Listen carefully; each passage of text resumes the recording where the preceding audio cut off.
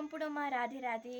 आज चाहिँ म हजुरहरूसँग आइसकेकी छु, तर सरी भन्नको लागि, माफ माग्नको लागि, किनभने मैले अस्ति महाभारतको जब मैले पात्रको सुरुवात गरेकी थिएँ तब मैले महाभीषलाई मैले भीष्म पितामहसँग जोडिदिए रहेछु।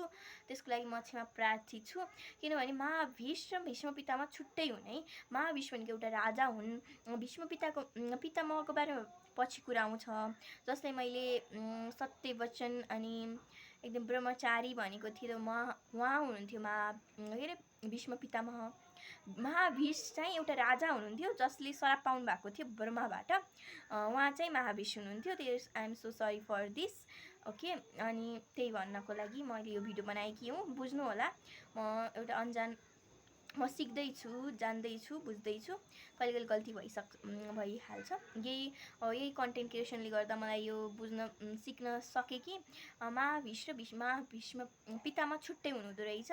त्यसको लागि धन्यवाद। राधे राधे।